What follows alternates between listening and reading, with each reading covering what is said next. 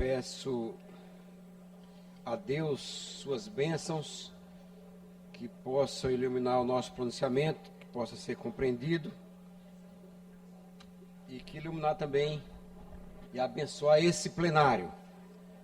Senhora Presidente, senhores secretários presentes à mesa, Glauco Coutrin, prefeito Imperatriz Rio do Amaral, deputado Davi, primeiro secretário desta casa, Davi Brandão, caros colegas deputados e deputadas, imprensa, galeria, sociedade, internauta, sociedade maranhense em especial, o povo do Maranhão. A semana passada, deputado Neto Evangelista, eu escutei atentamente, como escutei ontem também, não pude estar presente por questões de saúde, mas acompanhei via remota toda a sessão de ontem.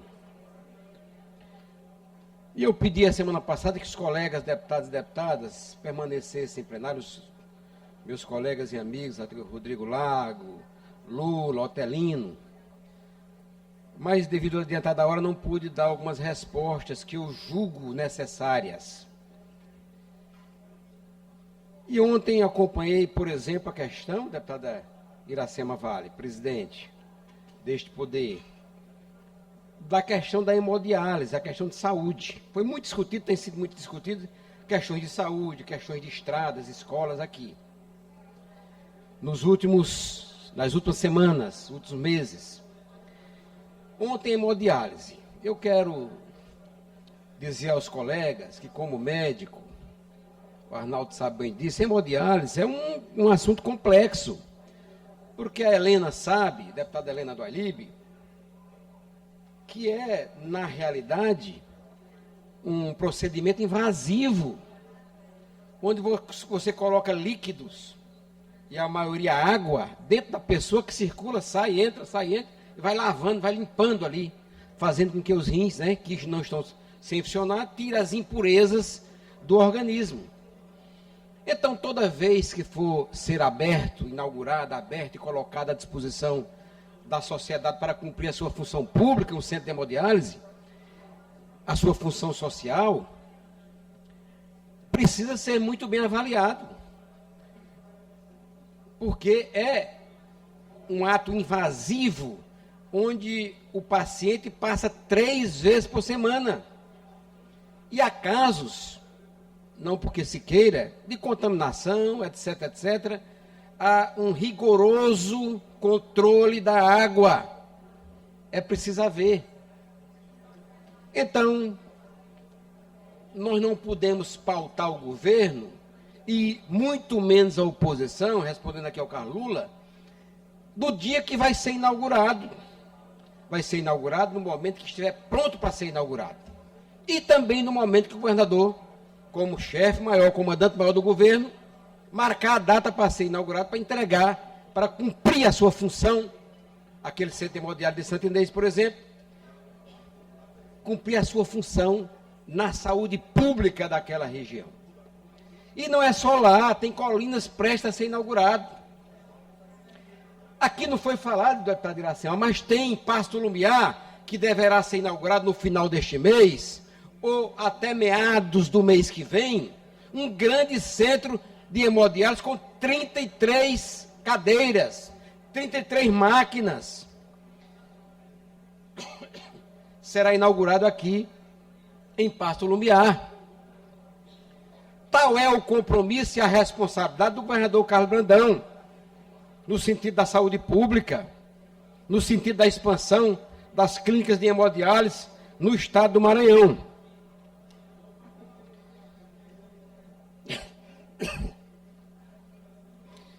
Foi discutido aqui também a questão do hospital de portas abertas. Discutiu-se Imperatriz, discutiu-se o Hospital da Ilha.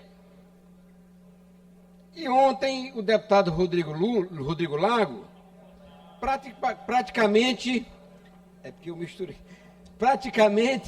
responsabilizou o ex-secretário, hoje deputado estadual Lula, por Imperatriz. Porque o Hospital de Imperatriz Por que ele não pode ser porta aberta? É porque ele não pode ser porta aberta. E aí eu já vou tratar desse assunto.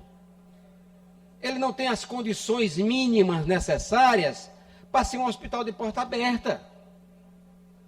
A não ser que seja em algumas questões específicas, e nessas questões específicas, ele será de porta aberta. Então,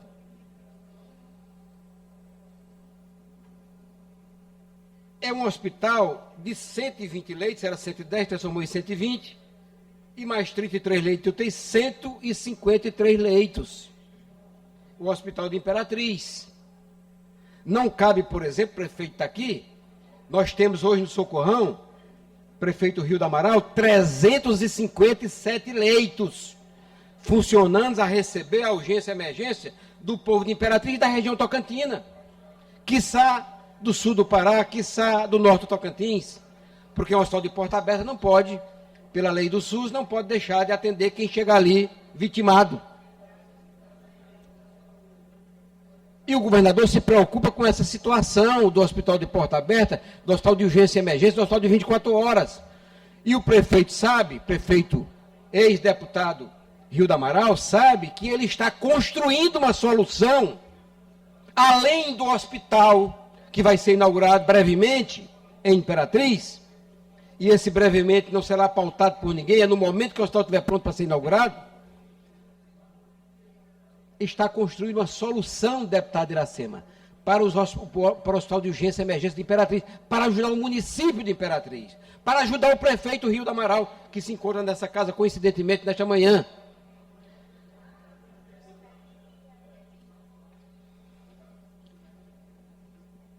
Aquele hospital que será inaugurado em Imperatriz, com cirurgias cardíacas, com a parte de neurocirurgia,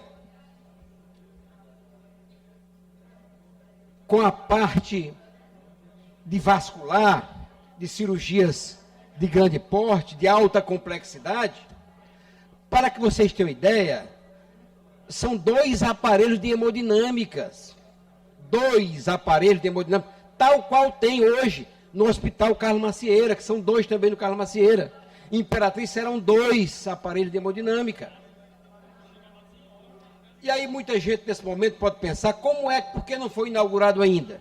Porque teve alguns problemas nos projetos, que eu não quero culpar ninguém, mas responsabilizar alguns, e que esses projetos precisaram ser adequados, e até hoje ainda tem algumas adequações, até hoje que eu digo, há um mês atrás, foi preciso fazer algumas adequações necessárias para albergar, por exemplo, alguns equipamentos de alta complexidade, como, por exemplo, as máquinas de hemodinâmicas, as 2 máquinas, que as salas ficaram curtas, pequenas. Eram salas que tinham que ser de no mínimo 7,5 metros de comprimento, e foi a maior de 5,80. Não cabe a máquina. E até caberia a máquina, mas não daria para fazer o trabalho lá dentro, principalmente agora com as salas híbridas, que é uma evolução da hemodinâmica.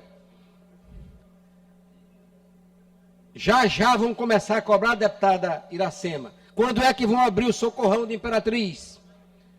Porque já está prestes a ser aberto, a ser inaugurado. Deputado Antônio. Mas nós vamos inaugurar no devido momento. Eu vou dar uma parte a todos os colegas que o tempo permitir, com o maior prazer. Vossa Excelência é o primeiro inscrito. Então, o Hospital de Imperatriz, as cirurgias neurológicas, os tumores de cérebro, os tumores de coluna medular, os tumores de medula,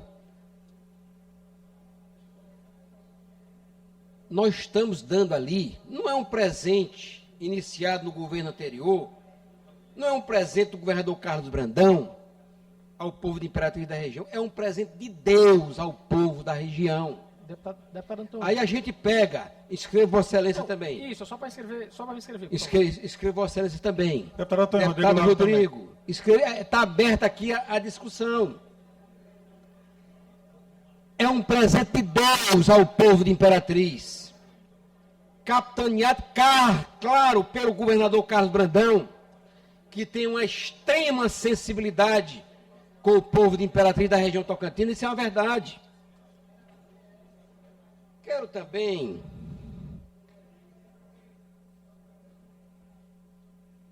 tratar do Hospital da Ilha aqui. Um hospital de porta fechada. Meus amigos, não se pode ter portas fechadas e há uma discussão hoje já entre o Estado e o município, Secretaria de Estado e Secretaria Municipal. Tiago Fernandes e a doutora Carol, já há uma discussão para que se entre num acordo para saber quem vai ficar com o quê. Nós não podemos tirar a responsabilidade do município de São Luís.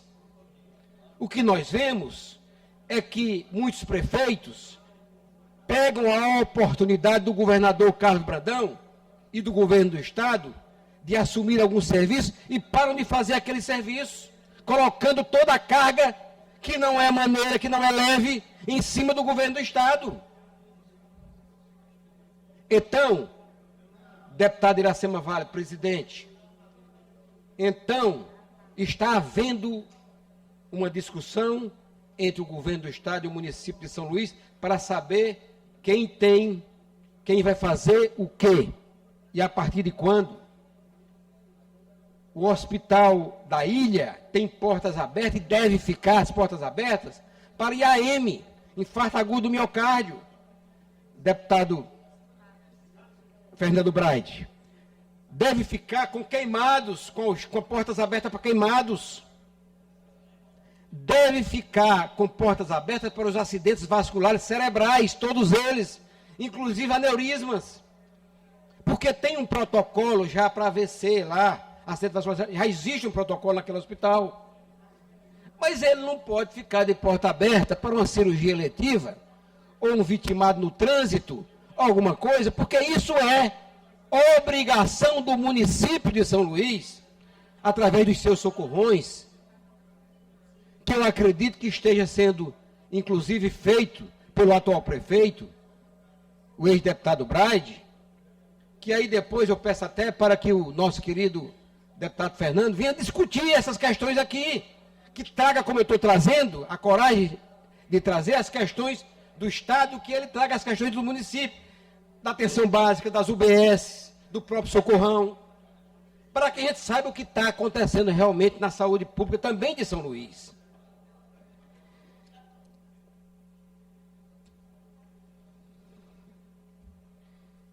Acho que devemos tratar essas questões com muita seriedade. Nós não podemos fazer oposição por oposição, até porque eu vou entrar nas questões políticas e vamos tratar dessas questões já já.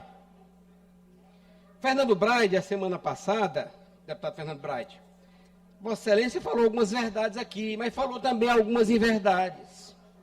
Vossa Excelência foi verdadeiro, como disse que nunca votou em aumento de servidores, é verdade, quantitativo. Que nunca votou em aumento de impostos, é verdade, Vossa Excelência nunca votou, porque eu acompanho aqui as suas votações, Vossa Excelência nunca votou, reconheço. Mas Vossa Excelência disse que nunca ninguém lançou um parente candidato, por exemplo, a governador lançou sim, em 1990, o Zequinha Sarney Filho, foi lançado, foi feito da pré-candidatura dele, ele andou esse Maranhão como pré-candidato. Só para relembrar, Vossa Excelência era uma criança, talvez tenha sido nascido. Quem era o governador na época?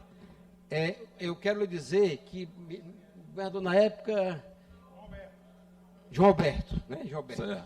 Certo? Eu estou lhe dizendo que foi lançado, que se lançou, que existe na história do Maranhão. Vossa Excelência será escrito Só um minutinho rápido, mas o Sarney Filho não é parente do João Alberto, deputado Antônio? Mas fazia parte do grupo, Não, falei porque parente, aqui tem pessoas que não são mas parentes, não é mas parente. são consideradas mais que filhos. Não, Tem mas pessoas não, aqui não. no grupo que são consideradas mais que filhos, nós sabemos e respeitamos isso. Senhor presidente, mas o senhor existe está uma Eu não inscrição tenho palavra, da Vossa parte, Excelência. e Deputado Fernando, eu Vossa peço que Excelência Vossa está Excelência intervenha para que se respeite o pronunciamento do deputado e ele se entender conveniente, ele vai para a parte. Vou Agora, abrir colegas vou abrir estarem para Vossa Excelência. interrompendo. O orador que está na tribuna não é um posicionamento adequado, senhor presidente. Eu concordo com Vossa Excelência, deputado Ricardo. Vamos deixar o nosso orador à vontade na tribuna para ceder a partes para quem ele entender. E você dê-los.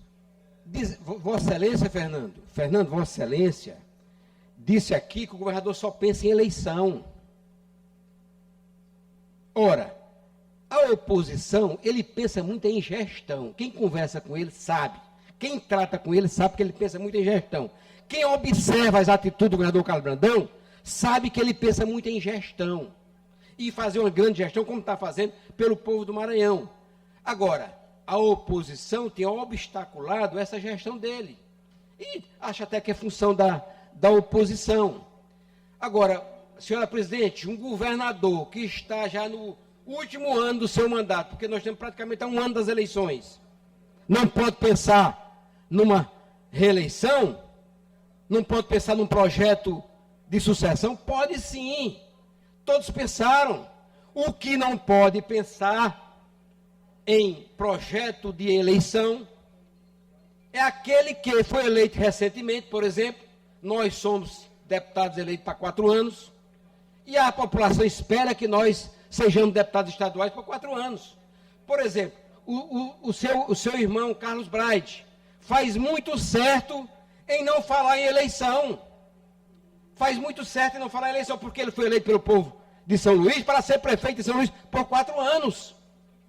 E o primeiro compromisso do homem público é um compromisso com o povo, com a população. O segundo compromisso do homem público é compromisso com o seu grupo político. Sai de uma parte. É verdade. E o terceiro compromisso é com seus interesses pessoais, particulares, que não é ilegítimo você ter interesse. Por exemplo, eu ser deputado querer ser prefeito, eu ser deputado querer ser senador, deputado federal. Isso é legítimo. Só que o meu pensamento nesse sentido, o meu compromisso com as minhas questões pessoais, não pode ser maior do que o compromisso do meu grupo e nunca, jamais ser maior do que o compromisso com a população. Então faz certo, Braide, prefeito de São Luís, faz certo em não falar em candidatura nesse sentido, neste momento, porque ele foi eleito recentemente. Eu quero parabenizá-lo por isso. Vou dar essa discussão para ser ampla. Eu quero dar aí para todo mundo que quiser falar. Se houver tempo, deputado Antônio, me inclua nessa vasta lista de apartes. Deputado Otelino. Na semana passada, o deputado Lula, viu, deputado Lula, Vossa Excelência, colocou em dúvidas. Não sei se foi o objetivo, o propósito, ou se foi o resultado que poderá advir do programa Maranhão Livre da Fome. Assim, eu quero chamar a atenção também do deputado Fernando Braide, porque ele disse, ele pode rever no seu pronunciamento, vamos acabar com essa história de tratar o nosso Estado como um Estado paupérrimo, de miseráveis. Foi essa a palavra que foi usada aqui na semana passada. Me dói. Não, deputado Fernando Braide, é só ver o que foi falado aqui. Então, é por isso que eu queria falar. Me dói ver os meus irmãos conterrâneos maranhenses sendo chamados de pobres, de miseráveis, de não sei o quê. Eu acho que a oposição, para fazer uma boa oposição e ser respeitada como oposição, não precisa usar desses subterfúgios. É o que eu acho. Ali é a primeira-dama da Imperatriz, a Perla. Cumprimenta a Perla que está ali. Na semana passada, o Lula colocou em dúvidas aqui, talvez, o resultado do programa Maranhão Livre da Fome. Não é, deputado Lula? Eu quero dizer a Vossa Excelência, falou aqui no quantitativo, 4 mil e poucas pessoas que estão, 4.300 pessoas que estão inscritas. Não, não é verdade. 4.300 pessoas estão inscritas na Grande Ilha. Mas eu cheguei em Esperantinópolis, por exemplo, tem 370 e poucas pessoas já inscritas. Imperatriz, não sei quanto. É natural que haja, isso é igual um centro de hemodiálise. Você começa com 5 pacientes, passa para 10, aí vai passando para 20, para 30, para 50, até chegar ao ápice, porque realmente precisa, porque você sabe, vai retirando de outras regiões e colocando nas regiões mais próximas. É assim também com esse programa. Ele, de um dia para o outro, vai ser, todas as pessoas que estão naquela linha, naquela faixa, serão cadastradas. Isso é semanalmente, vai aumentando, mensalmente vai aumentando, até chegar ao total de pessoas que o programa quer e vai atingir. Eu acho que no futuro muito próximo, este talvez, que no meu entender, repito, é o maior programa social já feito, já realizado, já instalado no estado do Maranhão. Nós não podemos ser contra esse programa. Fala-se aqui, deputado Iracema, nessa questão de zerar a questão do imposto sobre a cesta básica. O governador, ele tem gradativamente diminuído o imposto à cesta básica, e isso é um fato. Agora, ele tem feito mais que isso. Esse programa também é um programa, não é para zerar, mas é para doar cestas básicas, na realidade é isso, porque é para comprar alimentos. O governador está dando cestas básicas para as pessoas ali de uma maneira organizada, de uma maneira legalizada, está doando. E tenho absoluta certeza que já estamos em 8%, vamos baixar para 6%, vamos baixar para 4%, vamos baixar para 2%, até zerar realmente os impostos. Eu estou com Vossa Excelência. Mas Vossa Excelência gostaria muito que todos os impostos no Maranhão fossem zerados para inviabilizar a vida do governo. É isso que a oposição, pela maneira que se comporta aqui, quer. E nós não vamos admitir esse tipo de coisa, porque o governo precisa de recursos, como o governo anterior precisou, como eu votei várias vezes em aumento de impostos no governo anterior e em outros governos, assim como Fernando Braga não votou neste, eu votei nos outros e votei neste, Fernando, porque eu entendo que esses impostos são exatamente para colocar mais recursos dentro do Estado, para que esses recursos cheguem à ponta para melhorar a vida do povo maranhense, que realmente precisa melhorar.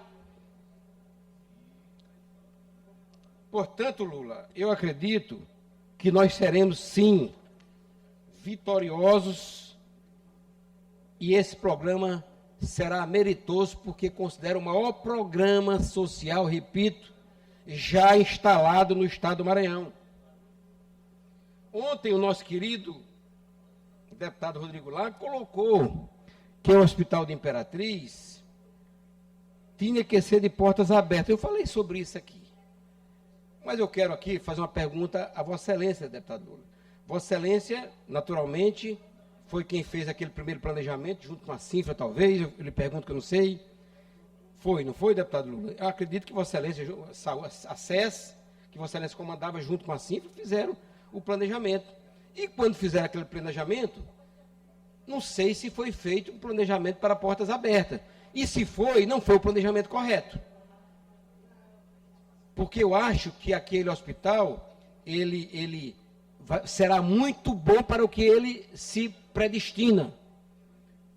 Ele servirá muito ao povo da região tocantina para as especialidades que estão ali a ser, por exemplo, cirurgias cardíacas, de todos os tipos, cirurgias neurológicas, através do que existe, por exemplo, microscópios mais modernos, o mais moderno que tem, vai ser colocado lá, equipamento, ou seja, é um hospital que vai atender muito bem o povo de Imperatriz, não é? Então, se houve um planejamento inadequado, e esse planejamento, inclusive, mudou-se as normas da vigilância sanitária, e Vossa Excelência sabedora, do momento que Vossa Excelência planejou para cá, é bom que se diga, até em sua defesa, mudou-se as normas sanitárias, teve que se fazer algumas adaptações, e isso levou muito tempo, em relação ao ar-condicionado, a tamanho de salas, a corredores, e isso teve que fazer ali, tudo isso, essa readequação dentro das normas legais vigentes, hoje, sob as luzes de hoje.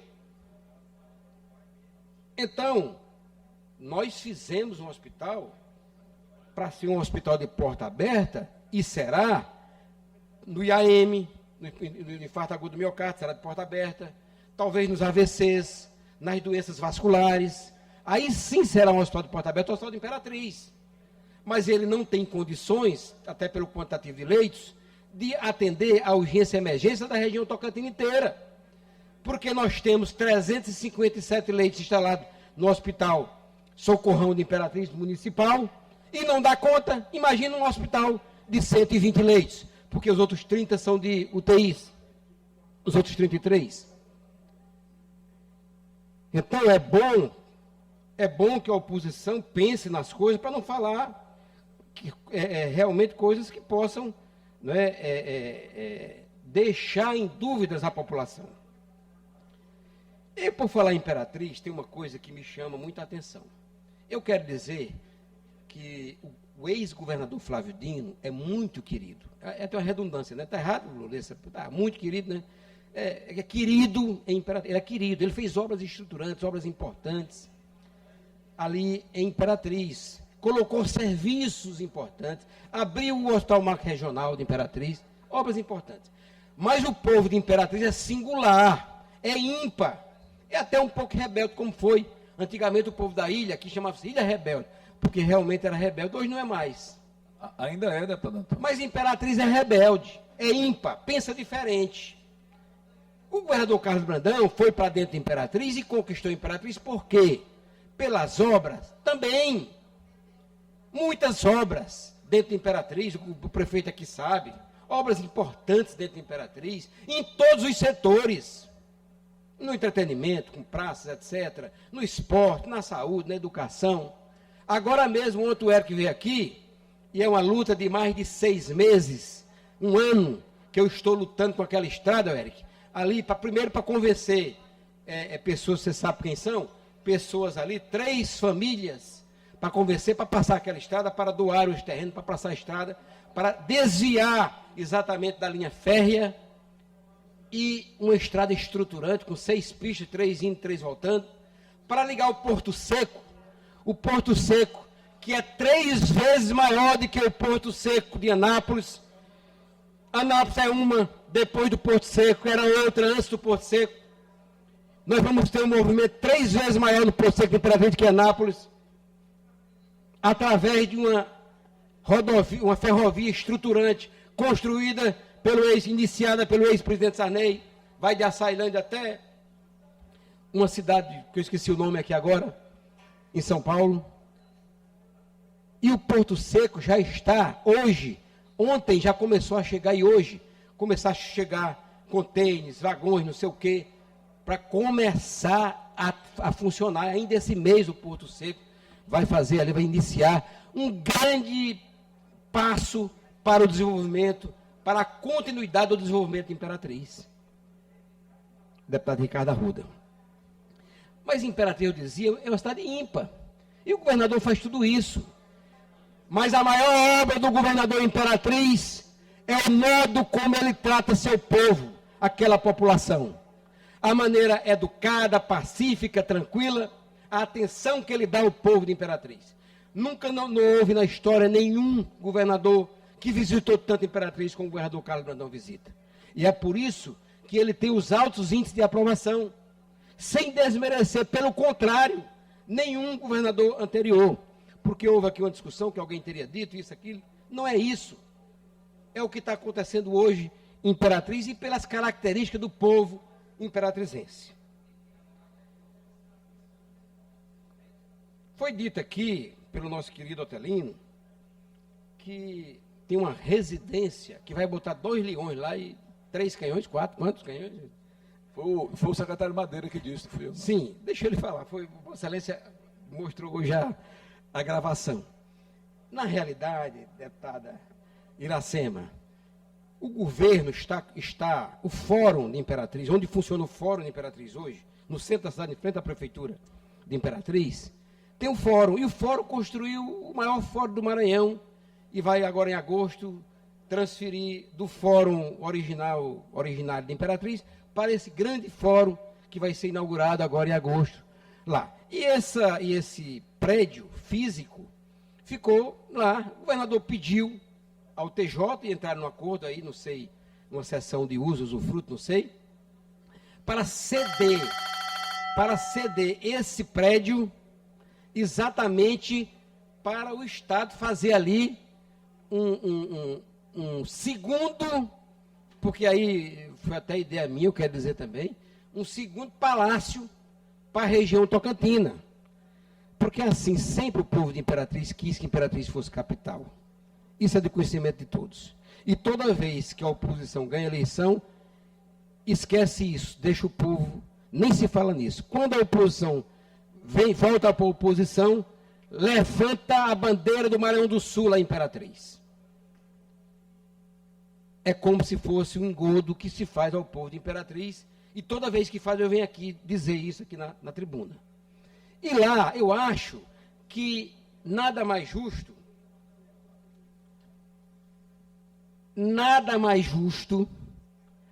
de que termos ali uma extensão do Palácio Leões ali em Imperatriz. E nada mais simbólico senão ter os símbolos do Palácio Leões. Que cada símbolo desse tem um significado. E colocar, governador, por que o senhor não coloca? Fui eu, me desculpem. Mas se vocês estão tristes com isso, o povo de Imperatriz está extremamente alegre em colocar na frente, não da residência, não é isso. Porque também lá o governador alugou uma residência, é verdade. E isso o firma mais, o compromete mais em morar também, em ter um lugar para ficar, quando ele lá for, onde um secretário estiver visitando lá, deixa de pagar um hotel, vai para lá. Mas em relação ao segundo Palácio dos Leões, fui eu que dei a ideia de botar os 2 leõezinhos lá. Viu, Gracema? E acho de bom grado, acho que o povo de Imperatriz vai sentir realmente que há uma valorização do governo em relação à cidade e à região e à população. Então, eu quero aqui, Otelino, e eu quero, deputado Otelino, Vossa Excelência tem muita responsabilidade. Eu posso lhe fazer um pedido, deputado Otelino? Que eu vou lhe ceder uma parte, eu posso lhe fazer um pedido? Só vamos prestar atenção deputado para Antônio, o tempo. Claro, Vossa Excelência, querido, mas eu vou declinar a parte, porque Vossa Excelência já ultrapassou o tempo, para não abusar da boa vontade da presidente. Aí, em seguida, eu vou no tempo da liderança. Obrigada. Da outra vez, o deputado Antônio foi muito cortês, cedeu o tempo dele, pediu para fazer essa fala hoje, para que a gente não se estendesse.